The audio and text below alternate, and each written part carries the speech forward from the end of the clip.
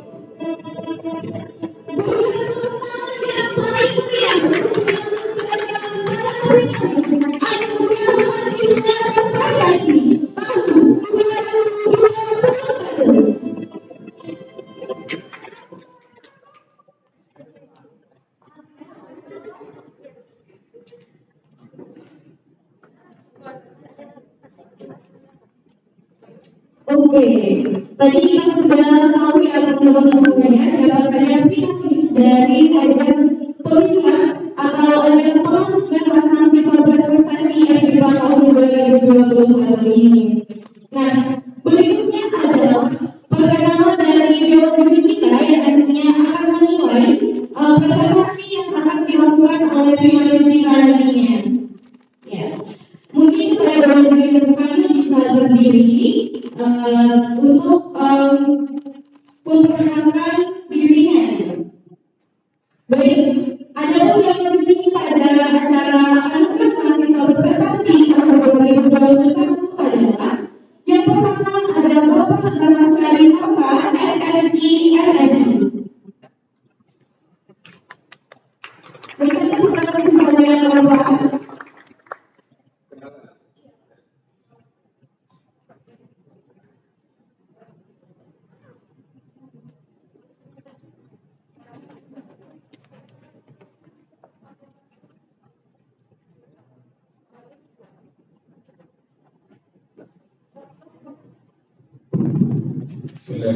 Assalamualaikum warahmatullahi wabarakatuh.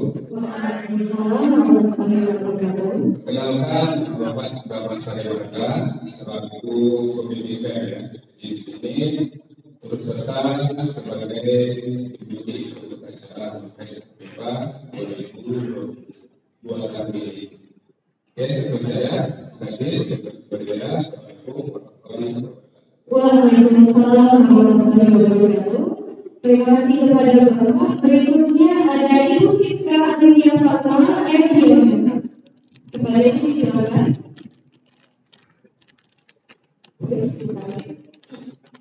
Assalamualaikum warahmatullahi wabarakatuh. Waalaikumsalam warahmatullahi wabarakatuh. Saya Siska Adelia dengan Siska. Sorry kalau suaranya agak ini ya. Semoga tidak telat.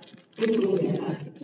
Karena kemarin kalian ada semua hari ini presentasi di anak ini.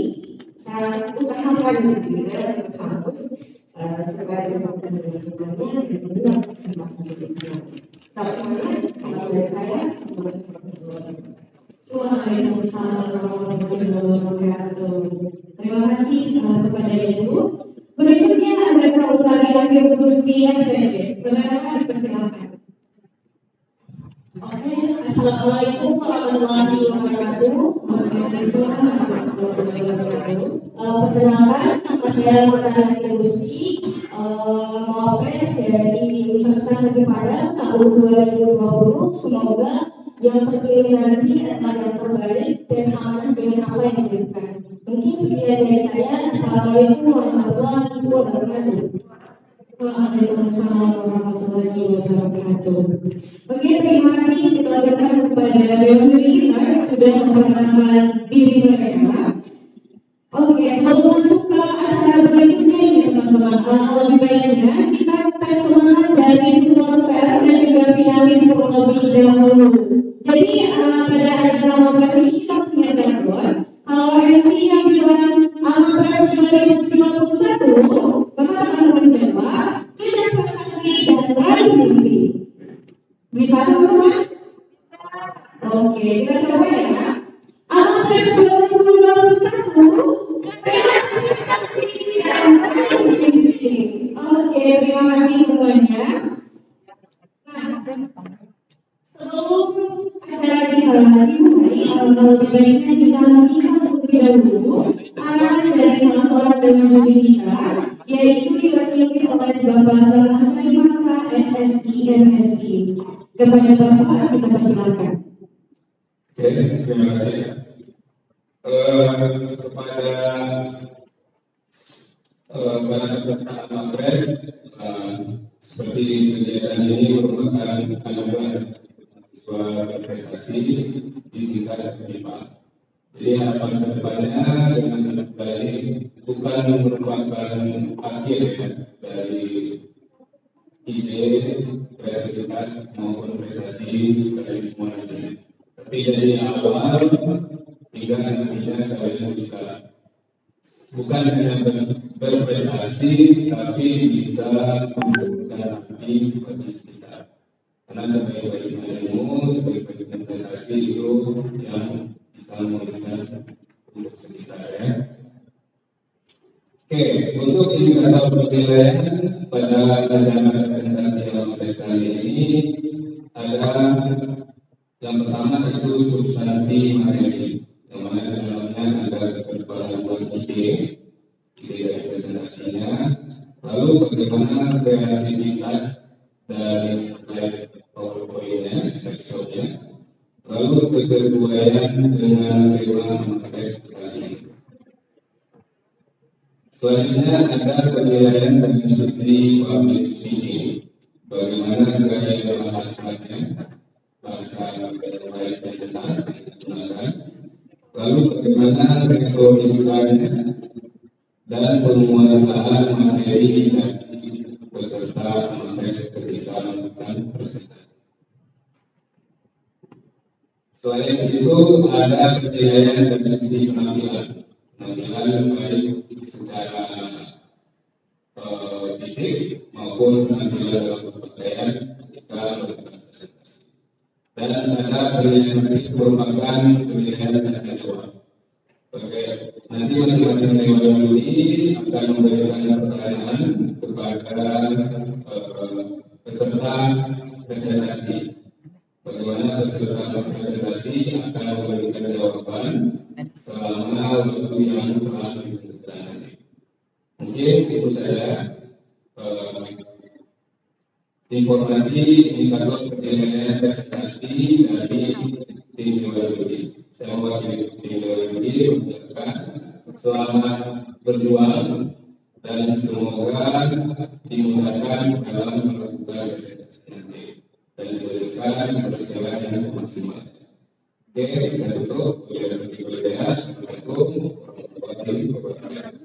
Waalaikumsalam warahmatullahi wabarakatuh. Terima kasih kepada Bapak yang sudah memberikan keterangan secara umum terkait dengan penilaian atau indikator penilaian dalam presentasi dengan kesempatan tahun 2021 ini. Berikan tepuk tangan oleh pimpinan Iya, terima kasih. Oke, tanpa berpanjang waktu, sebentar lagi kita akan memasuki penampilan pertama dari peserta presentasi, yaitu untuk nomor urut peserta pertama ada Jamaluddin Asadi yang nanti akan presentasi pertama. Mungkin Bapak sudah disiapkan oleh panitia ya. Oke. Baik, kita sambut peserta pertama untuk prestasi bidang bersama pada tahun 2021. Jamaluddin Asadi, dipersilakan.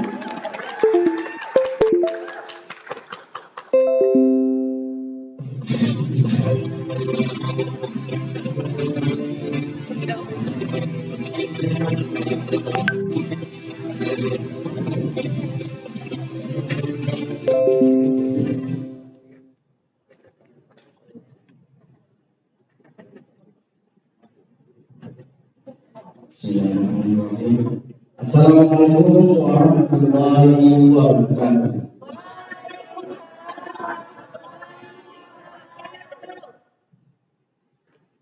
Baik, yang saya hormati, panitia yang melaksanakan acara ini dan semua hadirin, semoga kita semua dalam keadaan sehat dan bahagia. Amin, amin, ya rabbal alamin. Baik, mungkin sebelum saya menyampaikan ide atau gagasan yang akan dipresentasikan, mungkin sedikit info.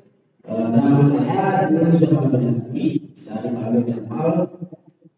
Prodi Pendidikan Matematika 2018.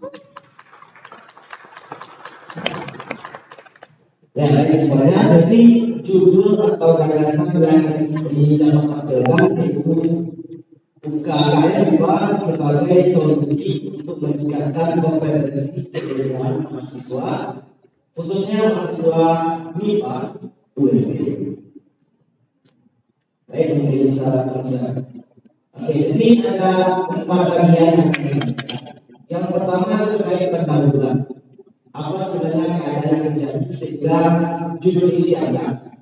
Lalu apa masalahnya? Apa penyebabnya?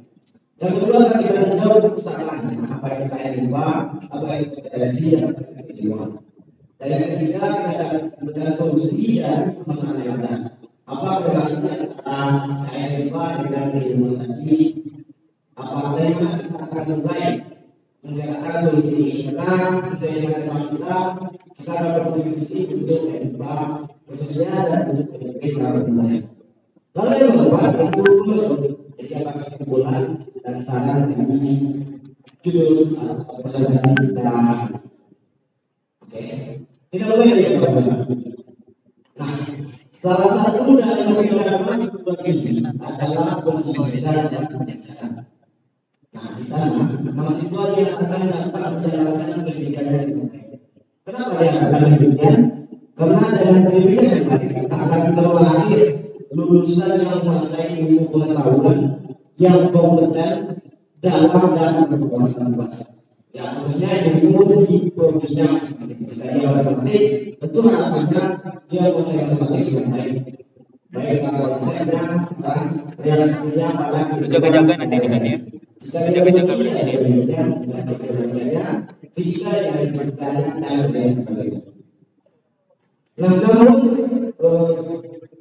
peneliti menemukan dari hasil observasi bahwa ternyata sebagian dari mahasiswa tidak menguasai dengan baik bidang ilmu yang dimilikinya. Dari mana data ini diperoleh? Dengan cara wawancara di beberapa makul terkait.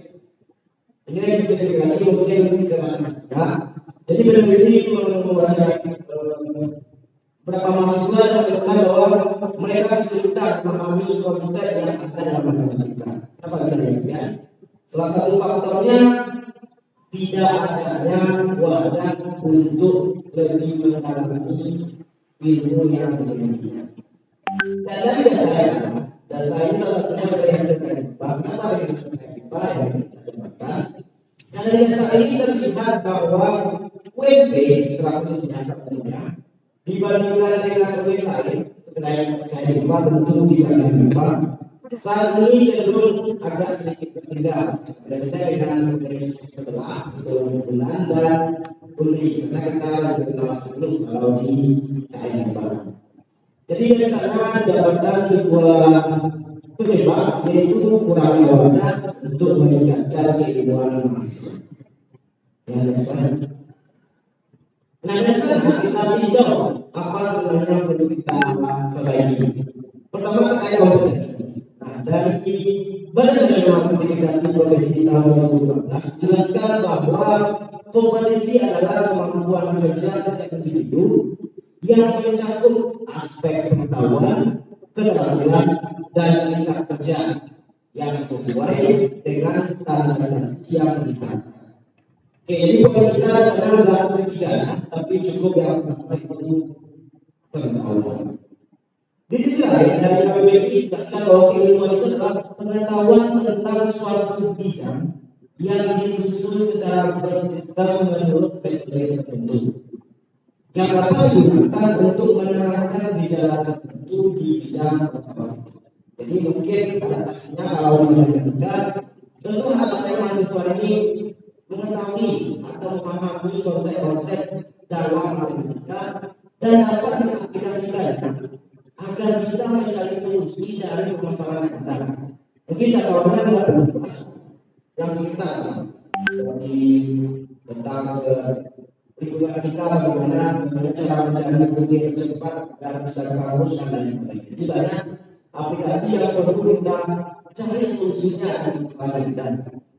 Kita juga misalnya, next.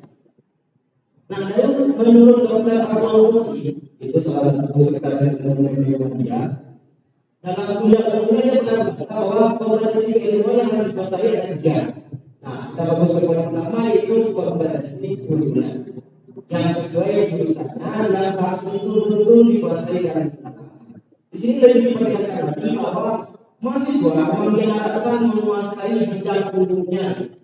Kalau dia matematik sebagai menguasai bidang umum matematikanya, bukan hanya mengejar kelaksanaan atau tidak.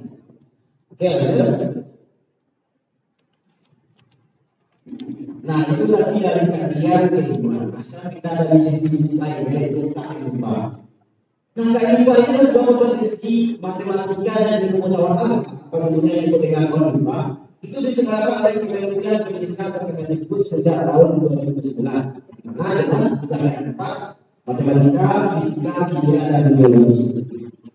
Nah kalau kita lihat dari tujuan KIPA ini poin ke-3 itu adalah meningkatkan kemampuan akademis dan memperluas wawasan mahasiswa bidang IPA. Nah ini sangat erat hubungannya dengan masalah yang kita uraikan sebelumnya terkait keilmuan atau kompetensi keilmuan mahasiswa. Oke, lanjut. Nah dari KIPA tadi kita lihat, nah ini dia hasil capaian kontingen ITB.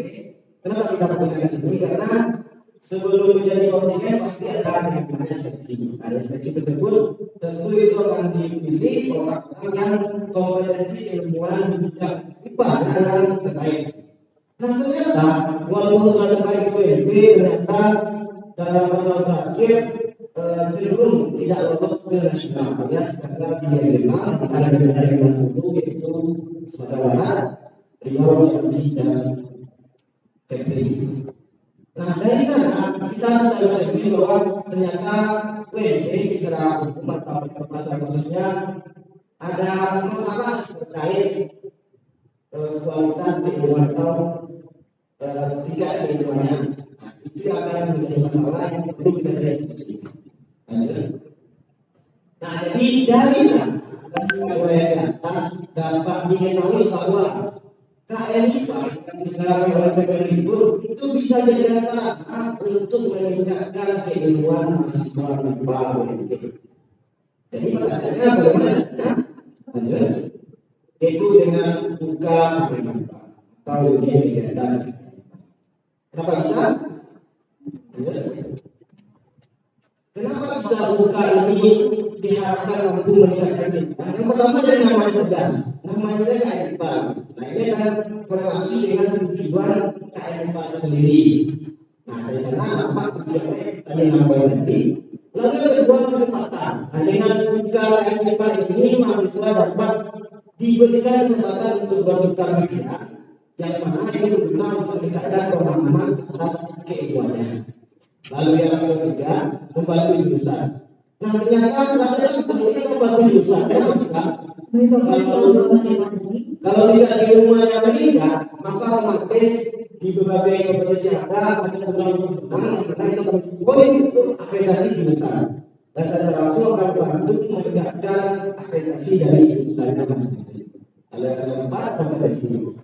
Nah kompetisi ini akan sangat baik untuk mahasiswa dalam berpacu untuk meningkatkan keilmuannya. Jadi ibaratnya ini sekali lagi luar biasa. Oke lanjut. Nah dari mana yang mulai? Jadi kalau ini gampang dari diri sendiri. Jadi dengan saya ada coba tingkatkan bidang ilmu kita. Kalau tidak bisa semuanya, setidaknya sub-sub atau waktu yang kita sukai itu kita bisa menikmati. Bisa saja kita akan suka semuanya. Jadi yang kalau kita sukai bisa kita tingkatkan. Lalu yang kedua bisa berkoordinasi dengan alias yang memegang jabatan di koordinasi bisa melakukan proker yang bisa meningkatkan kompetensi keilmuan dari mahasiswa. Lalu bisa lanjut berikan fakultas dan universitas. Nah kondisi saat ini, alhamdulillah di jurusan matematika telah ada yang namanya MC, matematik sebagai diatur.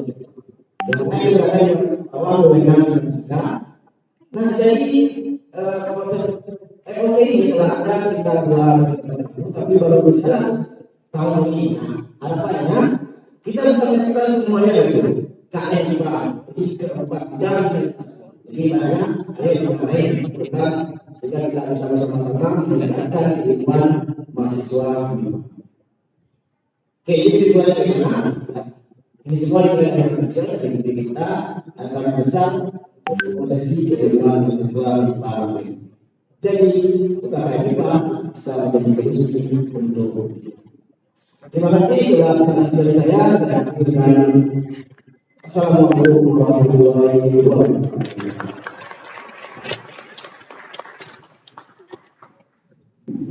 Oke, itu presentasi dari peserta pertama kita ya. Maksudnya kita memberikan pertanyaan yang mulia. Apa silakan dari mahasiswa pertama kita. Oke, kalau kita sudah selesai 10 menit untuk pemaparan materi. Berikutnya adalah 10 menit dipersilakan kepada Kemendikbud untuk bertanya kepada peserta terkait dengan materi yang telah disampaikan tadi. Kepada Bapak dan Ibu Dewan ini, silakan.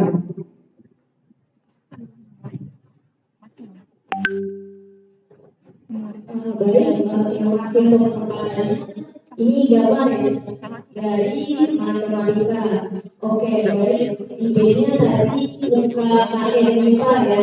Oke, baik. Ini saya tanyakan, bagaimana implementasi dari UKKM IPA yang Jamal maksud? Karena seperti yang diketahui pada himpunan mahasiswa itu sudah ada divisi penalaran dan keilmuan gitu. Jadi UKKM IPA yang seperti apa? Terus bagaimana implementasi untuk mencapai target yang disampaikan tadi? Silakan. Baik, terima kasih atas pertanyaannya. Nah, ini implementasinya bagaimana? Dan benar bahwa setiap hima itu mempunyai divisi penalaran atau sebenarnya penanaman lebih dari satu. Tetapi di sini terlalu luas.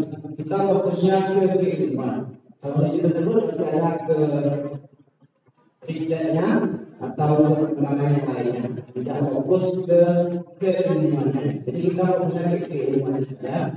Nah, jadi yang di sana mungkin ide awalnya ya tadi dari mana mungkin buat podcast gitu dari kenalan itu buat podcastnya dulu. Nah, nanti bisa lama-lama dengan pengalaman podcastnya, memang diisi dengan bisa juga dengan alumni-alumni yang terlibat dengan KMK atau dosen-dosen yang bersedia atau terlibat dengan KMK. Nah itu jadi ada latihan rutin gitu, setiap minggunya atau setiap berapa hari sekali, jadi memang rutin sehingga bisa dengan step by step meningkatkan keimanan. Nah, seperti yang saya tadi, implementasinya harapannya itu memang menjadi buka. Kita tahu buka Olimpik sekarang seperti ada PPM untuk risetnya, ada uang untuk masanya dan sebagainya. Nah, tapi belum ada yang buka hebat. Mungkin yang baru namanya software belajar ke fakultas lainnya, tetapi itu tidak ada masalah. Kenapa? Karena baru adalah satu dasar dari ilmu cara praktikal. Jadi mungkin implementasinya mulai dari jurusan atas dan mungkin ya untuk pendidikan untuk universitas. Mungkin saya dikembalikan ke teologi.